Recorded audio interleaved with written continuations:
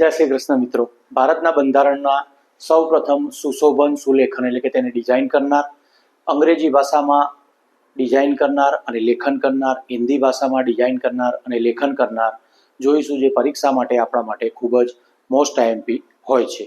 તો શરૂ કરીએ. ભારતીય બંધારણની ડિઝાઇન તૈયાર કરનાર. ભારતીય બંધારણની ડિઝાઇન તૈયાર કરનાર હતા બે ઓહર રામ મનોહર.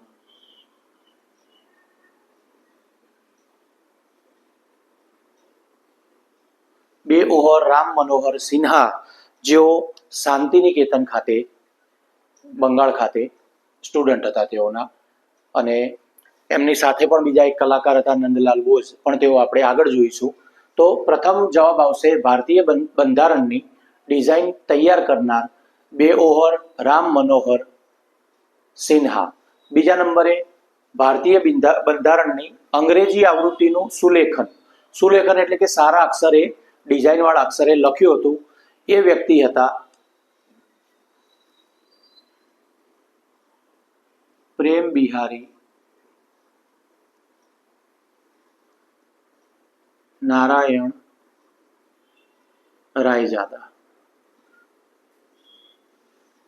અંગ્રેજી અક્ષરમાં સુલેખન કરનાર એટલે કે સારા અક્ષરે અંગ્રેજી લખનાર હતા પ્રેમ બિહારી નારાયણ રાયજાદા. ત્રીજા નંબરે ભારતીય બંધારણની અંગ્રેજી આવૃત્તિનું સુશોભન એટલે કે ડિઝાઇન. તો અંગ્રેજી આવૃત્તિની ડિઝાઇન કોણે કરી હતી? તો અંગ્રેજી આવૃત્તિની ડિઝાઇન કરનાર બે વ્યક્તિ, જેમ હમણાં આપણે વાત કરી હતી કે આ કલાકાર હતા શાંતિનિકેતન વિશ્વવિદ્યાલય બંગાળ ખાતે, અને તેમની સાથે બીજા હતા નંદલાલ બોઝ. તો જવાબમાં કોણ આવશે? રામ મનોહર સિન્હા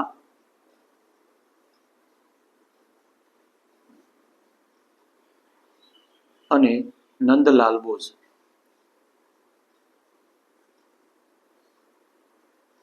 આ બંને વ્યક્તિ એવા હતા જેઓએ ભારતીય બંધારણની અંગ્રેજી આવૃત્તિનું સુશોભન કર્યું હતું.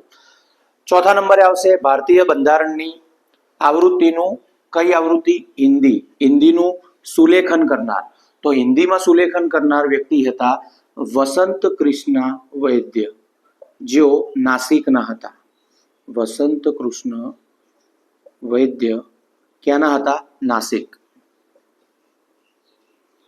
તેઓએ હિન્દી આવૃત્તિનું સુલેખન કર્યું હતું એટલે કે સારા અક્ષરે. સુલેખન બાદ સુશોભન, હિન્દી આવૃત્તિનું સુશોભન કોણે કર્યું હતું? તે એ જ વ્યક્તિ જે શાંતિનિકેતન વિશ્વવિદ્યાલયના કલાકાર હતા નંદલાલ બોઝ. તો આ હતા પરીક્ષા લાયક સૌથી આઈએમપી ટોપિક્સ, જે ખૂબ ઓછી જગ્યાએ આપણને જોવા મળતા હોય છે. વિડીયો પસંદ આવ્યો હોય તો લાઇક, શેર, સબસ્ક્રાઇબ કરજો. Thank you very much.